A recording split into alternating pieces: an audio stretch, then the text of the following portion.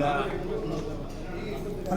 ಈ ವಿಷಯಗಳು ಅಷ್ಟೇ ಅಲ್ಲ, SCPT ಈ ಸರ್ಕಾರದಲ್ಲಿ ದಲಿತರಿಗೆ ಕೊಡ್ತಕ್ಕಂಥ ಗೌರವ ಎಲ್ಲ ಜನರಿಗೆ ಗೊತ್ತಾಗಿ ಹೋಗಿದೆ.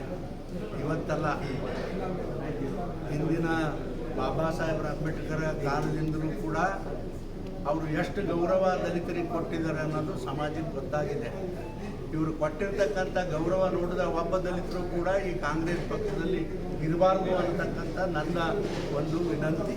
ಯಾಕಂದರೆ ನೋಡಿರಿ, ಯಾವ ಸರ್ಕಾರದಾಗಾದರೂ ಇಷ್ಟು ಅಥವಾ ಯಾವ ಪಕ್ಷದಿಂದ ಇಷ್ಟು ಅನ್ಯಾಯ ಆಗಲಿಕ್ಕೆ ಸಾಧ್ಯ ಇತ್ತ? ನೀವೇ ಹೇಳಿ.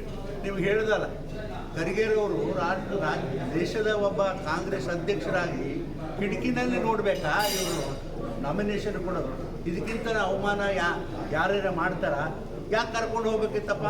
ಒಬ್ಬ ದಲಿತ ವ್ಯಕ್ತಿ ಪಕ್ಷದ ಅಧ್ಯಕ್ಷ, ನಮ್ಮ ಪಕ್ಷದಾಗ ನೋಡ್ರಿ, ಪಕ್ಷದ ಎಲ್ಲಾದರೂ ಕೂಡ ಪ್ರಧಾನಮಂತ್ರಿಗಳು ಹೋದರೆ ಪಕ್ಷದ ಅಧ್ಯಕ್ಷತೆ ಕರ್ಕೊಂಡು ಹೋಗ್ತಾರೆ.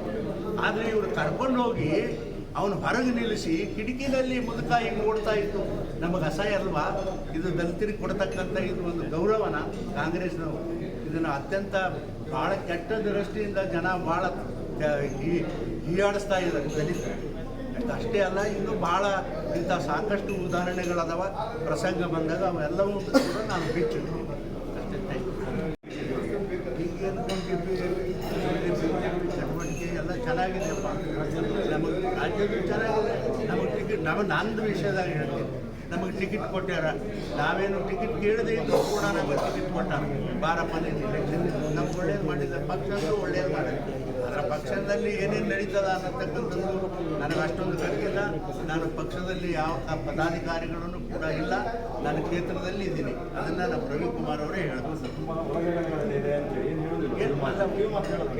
ನೋಡ್ರಿ, ಒಳಜಗಳಗಳು ಎಲ್ಲ ಇಲ್ಲಿಲ್ಲ, ಬೇರೆ ಪಕ್ಷದಲ್ಲಿಲ್ಲ.